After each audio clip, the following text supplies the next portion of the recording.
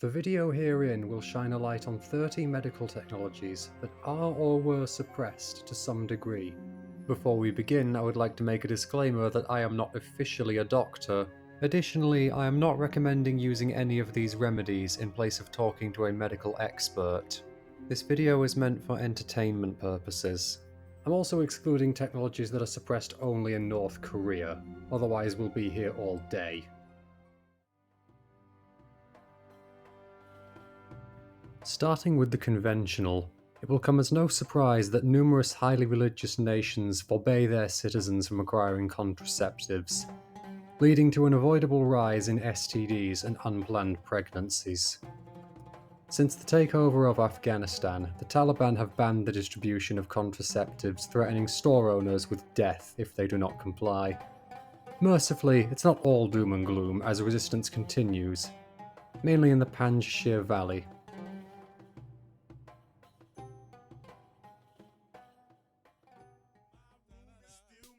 Once you cut past all the humour, you'll find that cannabis has, over the last 20 years, been more accepted as a painkiller.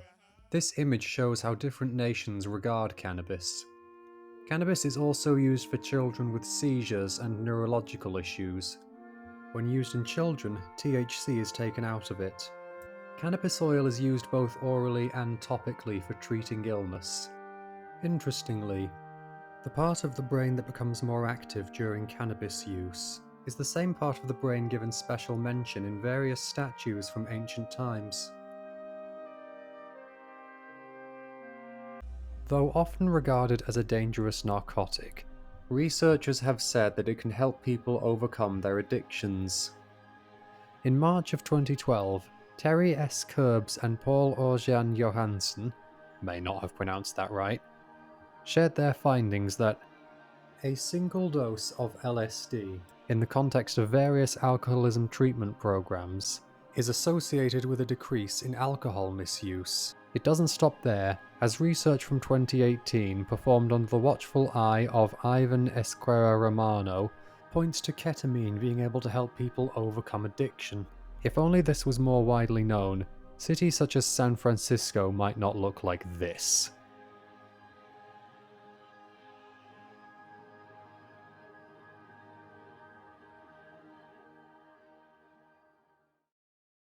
Jacques Neves has since 2014 been advocating for a closer look at a drug known as Aclarubicin. In his most recent research, he has suggested that Aclarubicin can improve the recovery rate of people with acute myeloid leukemia far better than standard chemotherapy. Had it been available in the past 20 years, Neves states that it could have healed people by the thousand. In 2004, Aclarubicin was discontinued under the grounds that it was unprofitable. This reasoning is brazenly stated upon the Wikipedia page. Neves shows no signs of giving up. In recent times, he impressively featured in The Guardian, a rare sight for researchers of alternative medicine.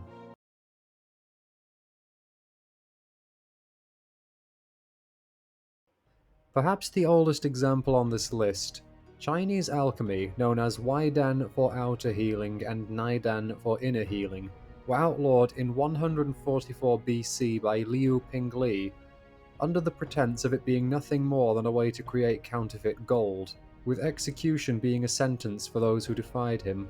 The herbalists of ancient China gave great importance to three parts of the human condition: Jing, life essence. A person is born with Qing, and it governs the developmental growth process of the body. Since people are born with a certain amount of Qing, it is taught that a person can increase their Qing through dietary and lifestyle practices. Qi, translated as energy or vital energy.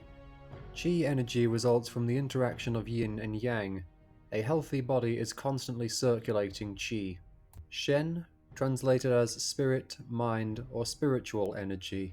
Shen is the energy used in mental, spiritual, and creative functioning. According to rumor, Lao Tzu achieved immortality using what is known as the secret of the golden flower. Chinese alchemy began overlapping with modern medicine and even gained attention from Glaxo in 2012 and Bayer in 2014. This has led to some suspicion that modern medicine is attempting to monopolize the healing practices of ancient China. During the 1920s, Sigmund Freud's psychoanalysis was considered among the best advances in understanding the human mind that humanity had seen till that point. However, Wilhelm Reich criticized it as it had only been studied in German culture, as well as leaving the root of the sex drive rather loosely defined. Reich pointed out that without a clear indication of how the sex drive originated, the public would become more malleable and easy to control, as well as unhappy. This drew the ire of Sigmund Freud, and resulted in Reich, who was Jewish, being outed by Freud to the Gestapo. However, he escaped their grasp and fled Germany.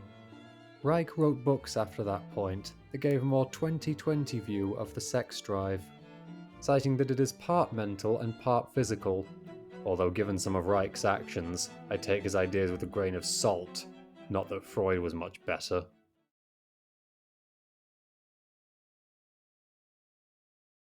Dr. Sandra Denton treated one young woman who was nearing death, while other doctors could not identify what was harming her. Dr. Denton correctly diagnosed her and abandoned all of her appointments for 2 weeks in order to help her. 2 oral surgeons removed her titanium implants and all silver fillings. Both of these surgeons laughed at Dr. Denton, saying her patient would die at the table. A meager 2 hours later, the young woman recovered. However, 6 months later, she had 2 titanium implants re-implanted into her lower jaw, after which she quickly became schizophrenic. Dr. Denton begged her surgeons to remove her implants, and once again she recovered.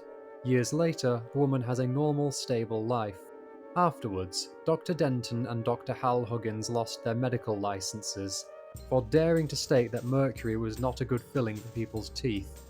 On this subject, I'll add that some idiot somewhere gave my mother mercury tooth fillings while she was pregnant with me, and it almost got me killed. The Colorado Attorney General's office spent over $4 million over 22 years investigating Dr. Hal Huggins, at the end of which they revoked his license. Dr. Denton went on to change the state laws in Alaska, so it was harder for a medical authority to revoke a license. Decades after their first fight with the AMA, CBS ran a 60-minute special titled "Is There Poison in Your Mouth?", which aired nationwide on September 16, 1990. Shortly after, Panorama aired "Poison in the Mouth", which caused the American Dental Association to panic. Their reputation was damaged by the broadcast, and public attitude became more hostile to mercury fillings.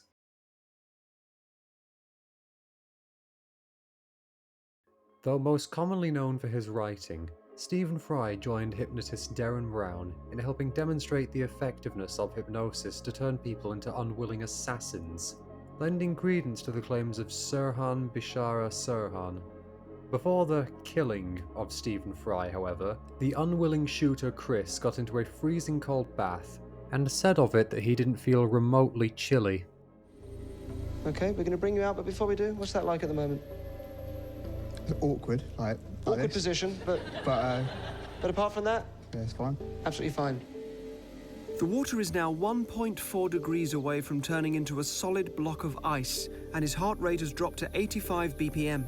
He's clearly very capable of dissociating himself from the freezing temperature. The test is a success. Theoretically speaking, subject to expert training, people could hypnotize others into not feeling pain during surgery. Some people consider that hypnosis has not been fully embraced, despite its ability to trick the body into not feeling pain.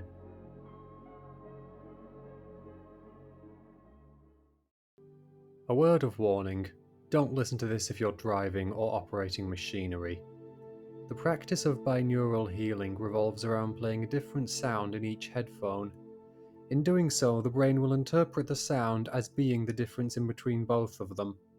This can have a wide range of effects on someone's mood and sleep pattern, as well as making them dream more vividly.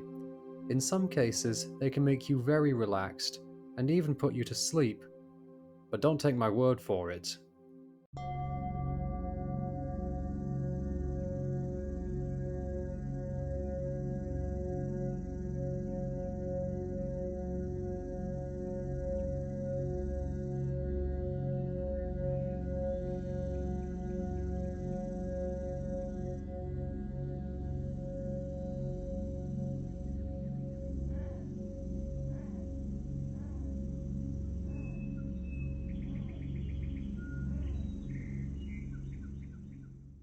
Binaural healing has only come into prominence in recent years. As such, this quick and easy method of reducing stress is not that widely known.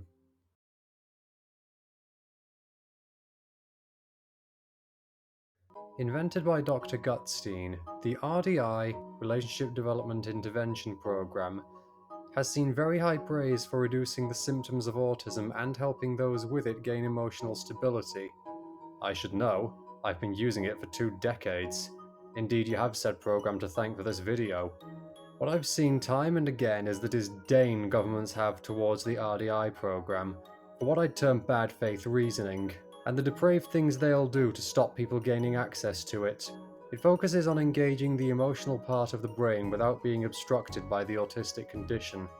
In my case, it helped heal the explosive temperament I had when I was young. A badly underrated solution for the condition. If only it was easier to access, many would be able to have more stable lives. I'll never forget what I somehow dragged myself through.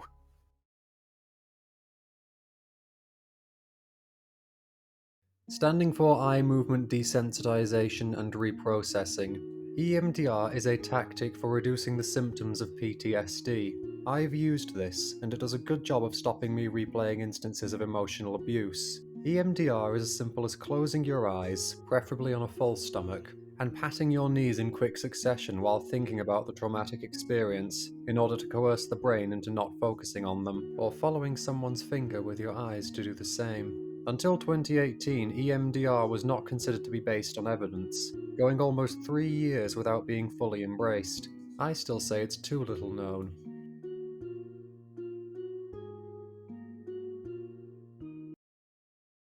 Invented by German physician Samuel Hahnemann in the late 1700s, homeopathy had its first hospital in 1832 and quickly took off, with one opening in Bristol in 1852. The principle of homeopathy is that if a large dose of medicine can cause symptoms, then a small amount will compel the body to fight the same symptom. The original London Homeopathic Hospital was in Golden Square, Soho, and was established on the 10th of October, 1849.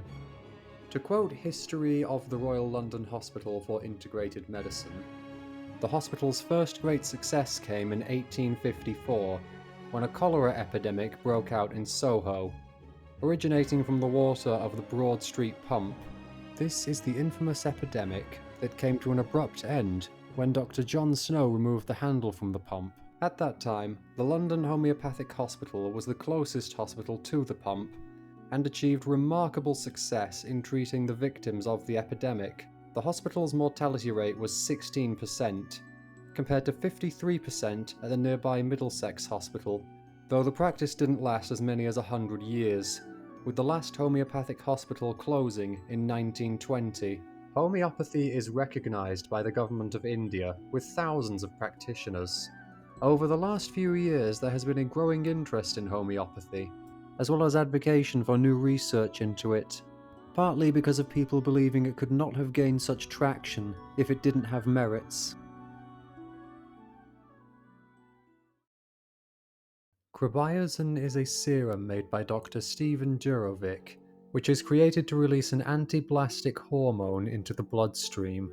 Its purpose is to weaken and in many cases kill internal tumours. 7 out of 10 of those who took part in the trial showed improvement. Enough traction was gained that newspapers began covering the story. In 1953, the FDA became engaged in a full-scale investigation of the drug. Their involvement was stated to be an attempt to help establish the effectiveness of Krebiozen. However, they soon began obstructing and shouting down the discovery. Dr. Jurovic, Dr. Ivy, and the Krebiozen Research Department were indicted for violation of the Food, Drug and Cosmetic Act. They were acquitted. However, Jurovic faced further legal action over tax evasion. Knowing the FDA as he did, he fled the United States. How the FDA interacted with Dr. Ivy was referenced in a damning report by Benedict Fitzgerald in 1953.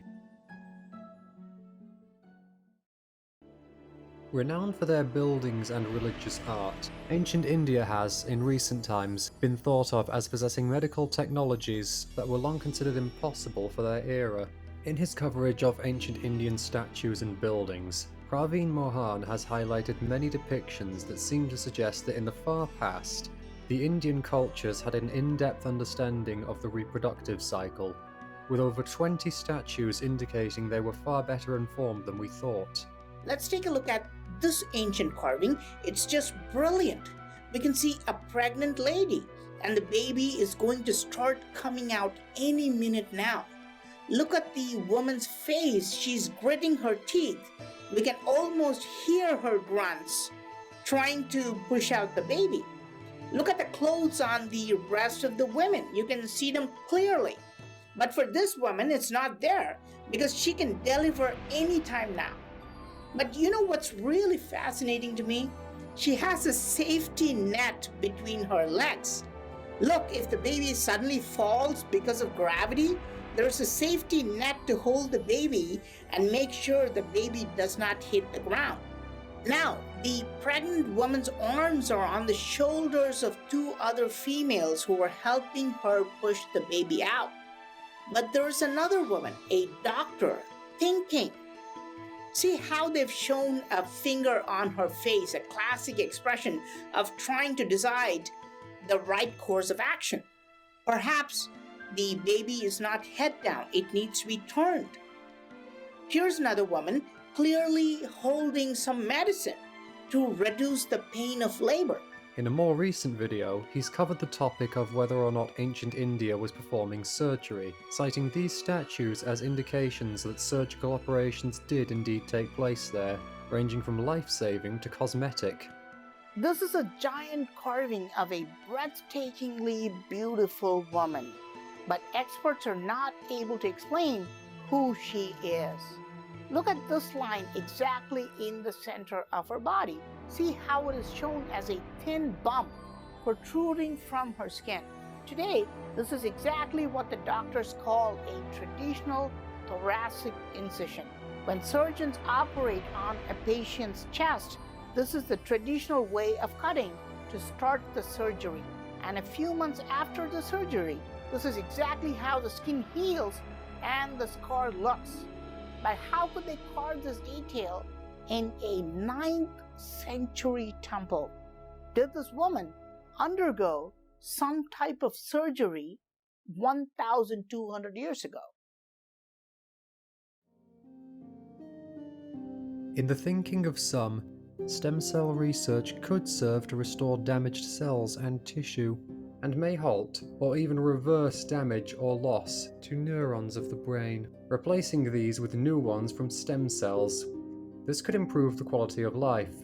It may also help with cardiovascular disease, spinal cord injuries, and diabetes. Stem cell research is met with hostility in many US states, as some religious communities view it as a crime against nature. In 1996, the US Congress approved the Dickey-Wicker Amendment, banning federal funding for the destruction, injury, or creation of the human embryo. Interestingly, adult stem cell research in most cases is tolerated. They are regularly used in regenerative medicine and various tissues and organs throughout the body. The next flash of medical genius was my idea. As a fantastic treatment for boredom, you can hit the subscribe button, a great means of enlightening yourself. I'll even spoil you with a look at our gag reel. Go back to the land of deep-fried iron bars and Action. Go back to the land of... Go back to the land of deep... Oh, no. You'll get it. Laetrile, also known as Amygdalin, is available in Mexico but illegal in Canada and the USA. A tenth of all cancer patients, 70,000 Americans, were rumoured to have travelled to Mexico to receive the treatment, and were willing to smuggle this drug into their country so they could survive in the 70s. 19 states had legislation to try and legalise Laetrile. In 1972, Laetrile was tested on mice.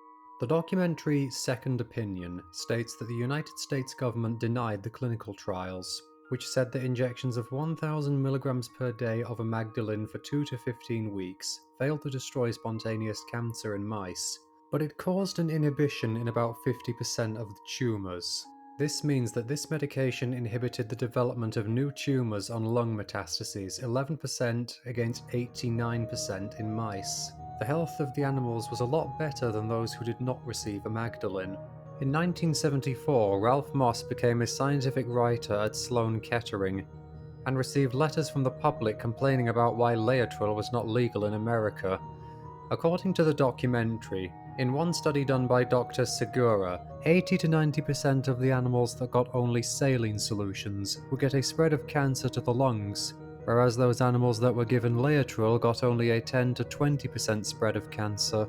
Dr. Segura was one of the oldest scientists in Sloan Kettering researching the impact of Laetrile. In Washington in 1974, top leaders of Sloan Kettering and a dozen FDA officials, as well as a few NCI doctors, held a meeting to discuss the results of the animal testing and hoped for human trials approval. In 1975, Sloan Kettering wanted to set up a clinical trial in Mexico. In March of that year, another meeting was held with the NCI, CMC, FDA, and Sloan Kettering to discuss the clinical trials. Ralph Moss felt that Laetrile was not being given proper coverage. This caused people working for Science for the People to form Second Opinion, which aimed to highlight Laetrile. The newsletter made its first appearance in 1976. Before the press conference, Sloan Kettering completed a thorough and comprehensive study on Laetrile without Dr. Segura. They claimed to find Laetrile ineffective against tumours, but Segura stated that they had rigged their experiments by swapping the control group and Laetrile group. On June 15, 1977, NBC News held a press conference with Sloan Kettering's top leaders talking about Laetrile. On November 18, 1977, Second Opinion held its own conference on Laetrile. They stated there were 20 positive experiments done at Sloan Kettering between 1972 and 1975. Dr. Segura said that this was among the best results he had seen in 60 years. After the press conference in November, Ralph Moss was fired from Sloan Kettering after being found out to be involved with Second Opinion. They seized his filing cabinet and sealed it downstairs and had 2 armoured guards escort him off the premises. After his dismissal, he received a letter from Dr. Segura saying that the Second Opinion report on Laetrile was well written and thanked him for what he had done. Surprisingly, he was invited back 2 decades later as an honoured guest and received an award for his work. 3 years after being fired, Ralph Moss published The Cancer Industry, documenting his experiences. He has since devoted his life to researching cancer therapy from all parts of the world. He has published 15 books on the subject and consults scientists, doctors, and patients worldwide regarding questions related to complementary medicine. Identified and developed by Stanislaw Berzinski in the 1970s, Berzinski reasoned that Antinoplastons could be effective against cancer if they were made to target biochemical pathways involved in cancer cell growth and survival. Berzinski developed a theory that by increasing antinoplaston levels in the human body, cancer cells would either die or act like healthy cells. Berzinski opened a clinic in Houston, Texas in 1976.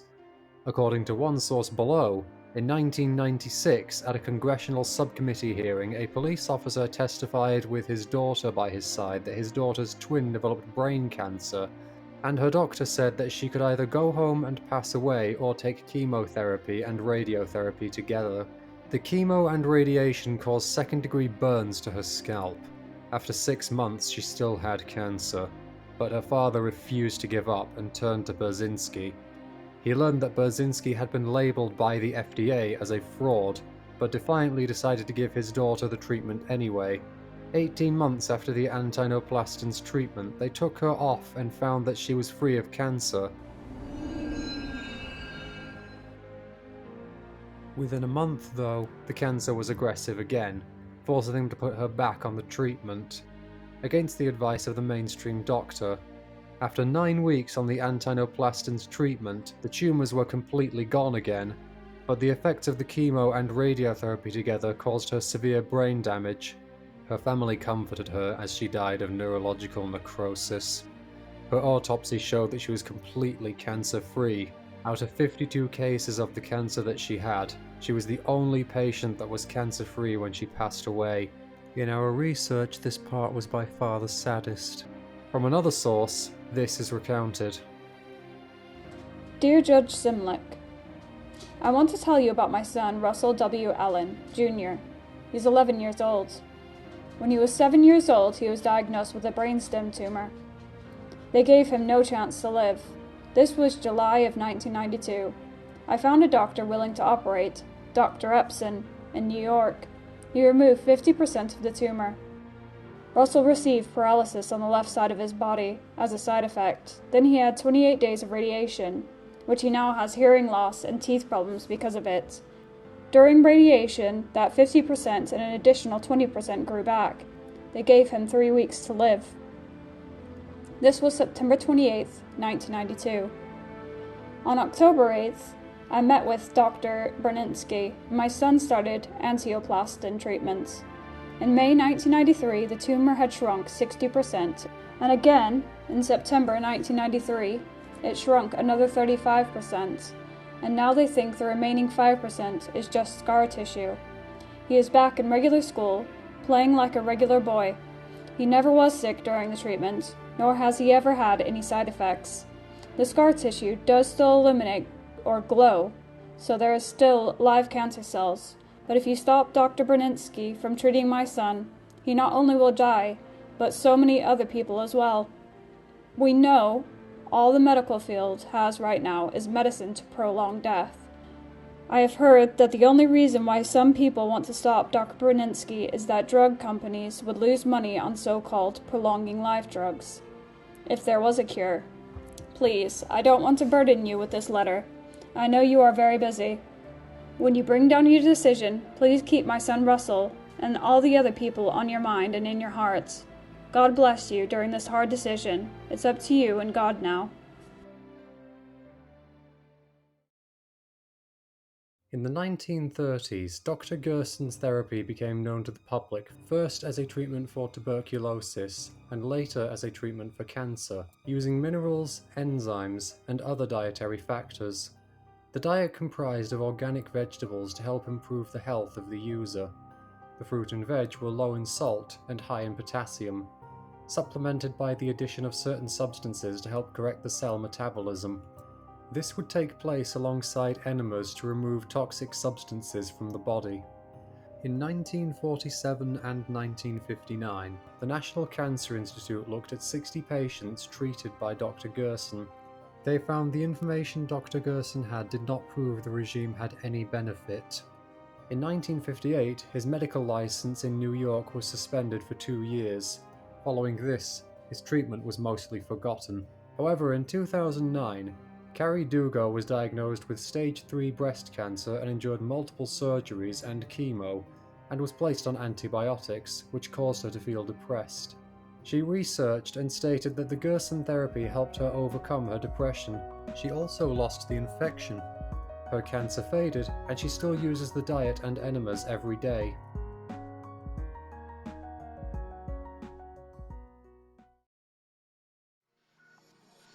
The Biomedical Research and Longevity Society was originally named Life Extension Foundation and was founded by Saul Kent and William Falloon in 1980. It was created to extend the human lifespan by discovering methods to control aging and stop disease. Based in Fort Lauderdale, Florida, it also had a call center in Las Vegas, Nevada. In 1987, the FDA raided LEF's warehouse and charged Kent and Falloon with 27 counts, including distributing unapproved drugs. 11 years later, all FDA charges, which now added up to 56, were dismissed by a federal judge. In 1994, Kent and Falloon went on to open the FDA Holocaust Museum, highlighting the actions of the FDA. Born in Honduras in 1933, Dr. Sebi, who was never officially a doctor, believed the Western approach to disease was inaccurate and sought to break away from conventional medicine. He believed that mucus and acidity were the main culprits of disease, rather than bacteria and viruses. He created an alkaline-based diet, as he believed that disease can only survive in acidic environments. Alfredo Bowman is also reported to have helped Lisa Left Eye. Sebi found himself being sued in 1987 for practicing medicine without a license in New York, but he was acquitted when the state could not prove he had ever given a medical diagnosis. He was again sued in the 1990s for making claims of therapeutic benefits for his products, which was regarded as consumer fraud. He had to pay $900 and refrain from making disease-specific claims. Later on, he was arrested in 2016 in his homeland of Honduras on charges of money laundering. He died that same year from pneumonia. It was suspected that the poor conditions of his cell may have contributed to his death. Additionally, Dr. Sebi's family say of him that he refused to eat the food offered to him in the prison, as he suspected that it was poisoned. I spoke to him about 3 days before he had passed. Okay. And I wouldn't be able to say from that conversation that he passed from pneumonia, not based on the information that I've obtained, where he said he had been on a 2-week fast at the time, and so he was feeling low and he needed something, and you can tell, but I wouldn't be able to attest that he died of pneumonia. Besides, we had a confession, and so no, I don't believe that. You had a confession? Absolutely.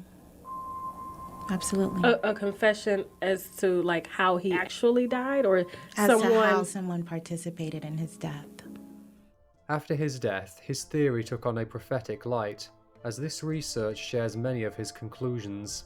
A 2022 review of observational and clinical evidence highlights research that associates a high dietary acid load with widespread inflammation and certain health conditions, including cardiovascular disease, kidney disorders such as chronic kidney disease, kidney stones, hyperuricemia, and type 2 diabetes. The review highlights that vegetarian and vegan diets can effectively reduce a person's dietary acid load. The authors claim that a vegan diet is particularly effective.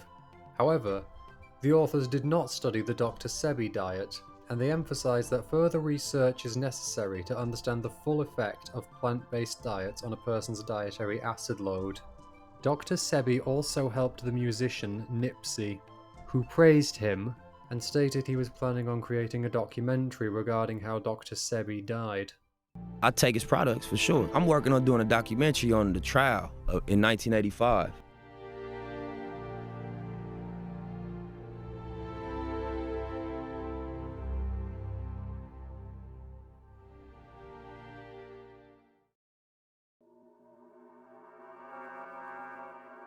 This unimpressive-looking device is believed to reduce chronic and menstrual pain through the utilization of an unseen energy that can be viewed only under a Kirlian camera. If used right, it can hugely reduce pain and help with mood swings. Invented in 1940 by Wilhelm Reich with the intent of curing cancer and infertility, Reich narrowly avoided the Holocaust twice, after angering Sigmund Freud and then the Norwegian press. He was expelled from a number of political parties, including the Danish Communist Party, of which he was not a member. One moment. Yes? You can't fire me, Sorry folks, the Tory party called to tell me that I'm out. Reich wrote many books covering his findings, and it can be argued his thinking heavily inspired the flower power movement of the 1960s. We also learn that Sean Connery was partial to the use of ergonomic devices. It wasn't until I began experimenting with them in the early 2020s that they became known for reducing chronic and period pain. Not that I was the very first to know. In the 1950s, the FDA harassed and later jailed Reich, hiding the opportunity presented by the Orgonometer, as well as the Cloudbuster, which was designed to evoke rainfall. If you wish to know more, see our first documentary. Conceived of by Nikola Tesla, the Tesla medbed was meant to directly activate DNA strands repair systems and compel them to restore the body to its best state. In Tesla's thinking, you can use numerology to discover the secrets of the universe. as by doubling numbers and then adding together any that are comprised of more than one digit, you could see a pattern: 1, 2, 4, 8, 16, which is 6 plus 1 equals 7, 14, which is 1 plus 4 equals 5, 10 equals 1 plus 0 equals 1, 3, 6, 12 equals 1 plus 2 equals 3, and 9 forever amounted to itself, as shown.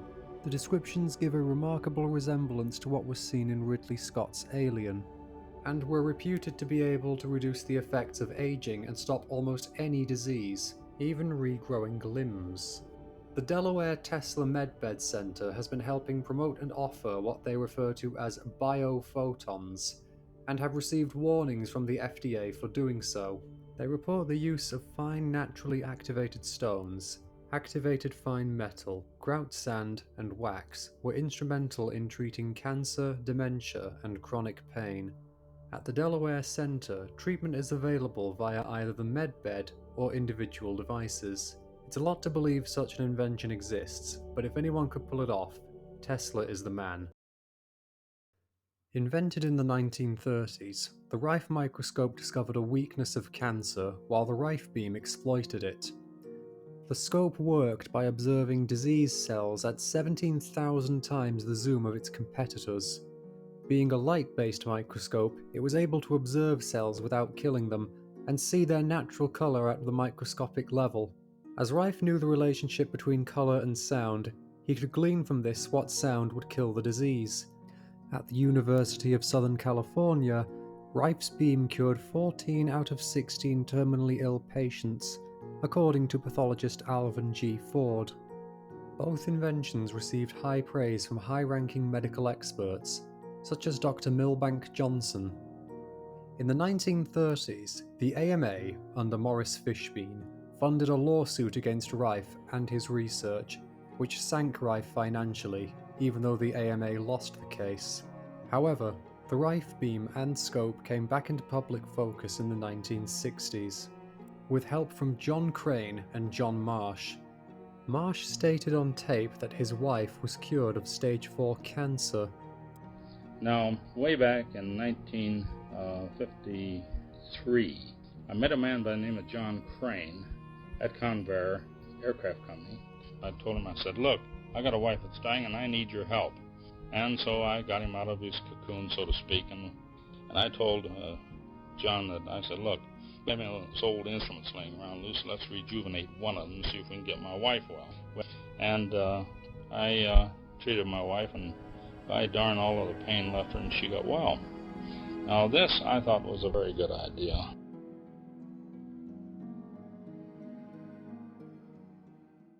But after Rife's inventions gained praise from Dr. Edward Jepson and Dr. Robert Stafford, Rife was again harassed by the AMA.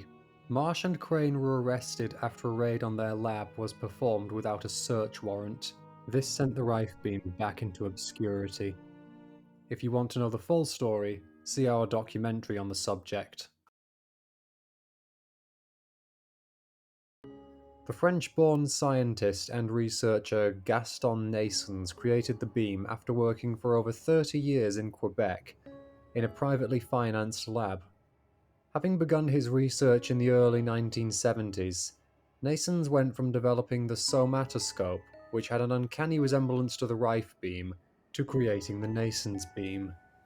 Naessens stated with his somatoscope he discovered what he called somatids, adding that they appeared only on people with certain diseases. He also saw that when somatids are exposed to trauma, they enter an uncontrolled growth cycle that leads to cancer.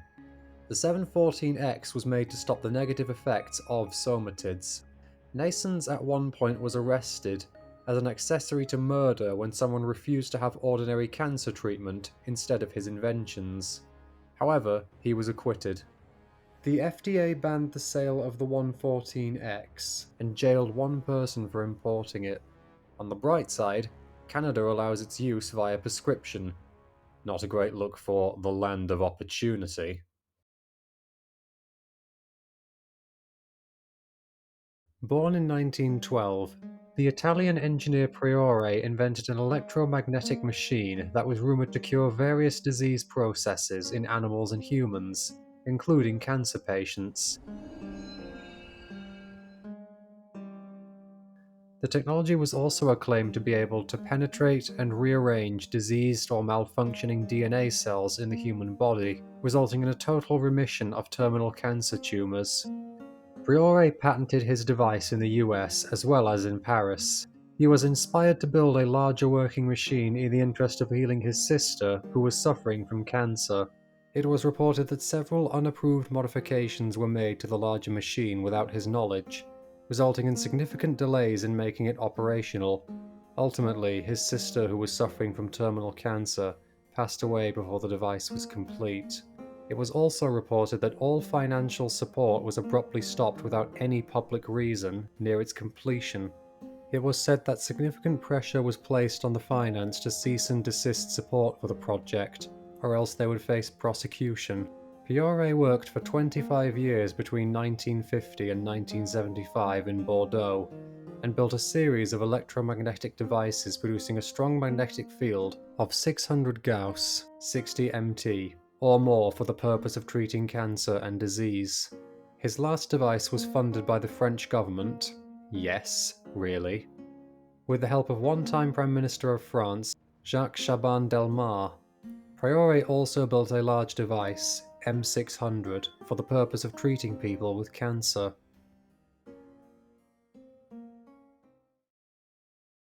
All the way back in 1897, Denisha Gadali brought his talents to the medical scene when treating a woman close to death by using coloured lights directed to the diseased parts of her body.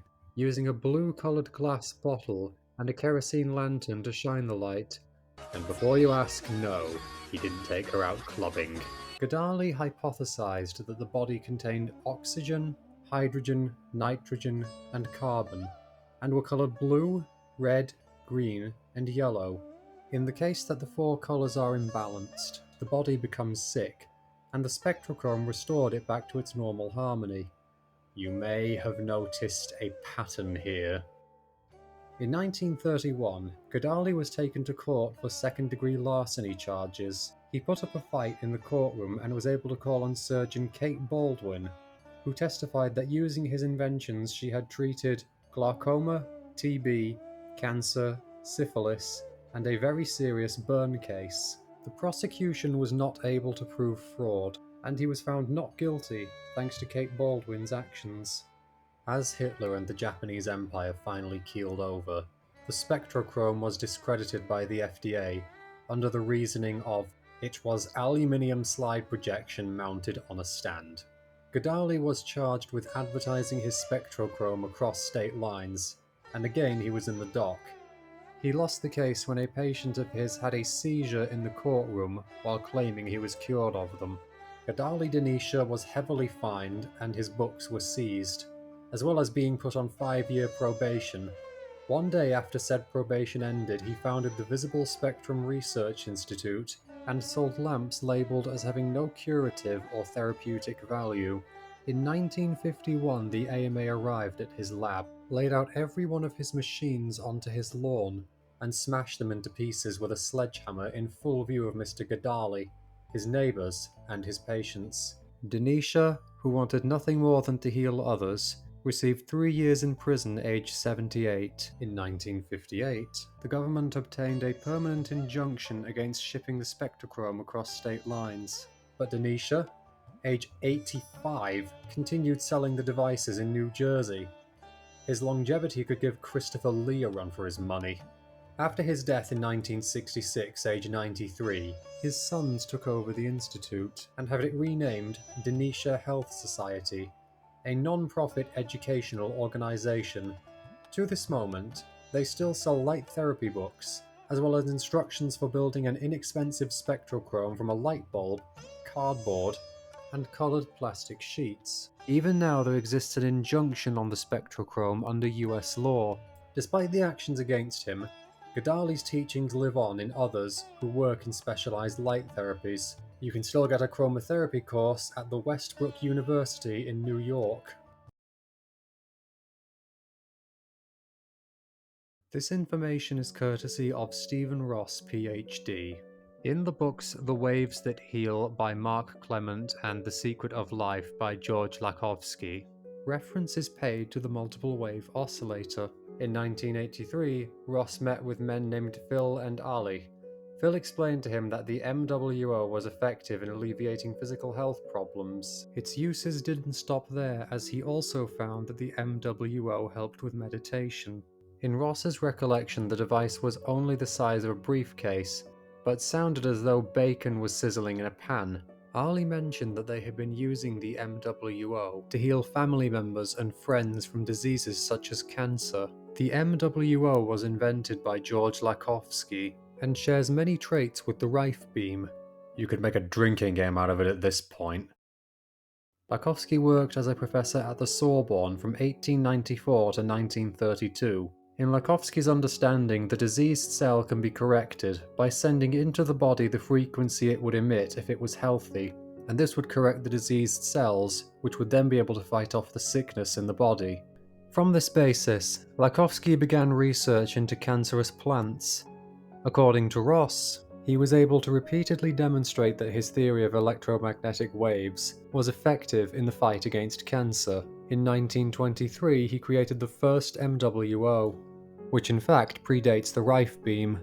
His work gained attention from several hospitals. He even landed a job at the Salpêtrière Hospital in Paris. Lakhovsky developed his MWO to broadcast multiple frequencies through the air into the cells located throughout the body in different organs. Lakhovsky believed that the cells were like miniature broadcasting stations and receiving stations for frequencies. While working in various hospitals in Paris, Lakhovsky is reported to have treated cancer patients who were in complete health for up to 6 years following the treatment. No side effects were reported. A little after Lakhovsky published The Secret of Life, France felt the Blitzkrieg, forcing him to flee to the United States. This spelt the end for his research. Stephen Ross states in his book, And Then Nothing Happened, during the last 20 years, I have personally witnessed more than 200 cases that the MWO has successfully assisted. I have personally witnessed cancer, multiple sclerosis, gangrene, ALS, and many other debilitating problems be greatly assisted by the use of the MWO. This one was hard for even me to find. Hydropathy gained attention due to a heatwave in England during 2018, in which the old markings of Chatsworth House became visible after over a century of being obscured, after which its history began to come out. Hydropathy is the practice of healing various conditions such as paralysis, fevers, and rheumatism through careful changes in temperature as well as well-regulated exposure to electricity. The rise of hydropathy was led by John Smedley, who over the course of his career traded blows with the English medical establishment. Eventually, hydropathy was shut down. There is very little to go on in reference to hydropathy. As such, it has taken the title of the most obscure. Hello, my acolytes. Thank you for tuning in to our first Iceberg video. It took me over a month to complete this, and I'm most excited to debut it. We've grown phenomenally well over the last few months, and I'm thankful for all of you in bulking up our numbers. I also want to give a shout out to the Above Below show, which I've been featuring on recently. Please give them a look when you have the time. They're a great podcast. If you enjoyed this video, please like, share, comment, and subscribe. We'd be thrilled if you became part of the algorithm quadfecta. Thanks for tuning in. I'll see you next time. Our master plan is all coming together.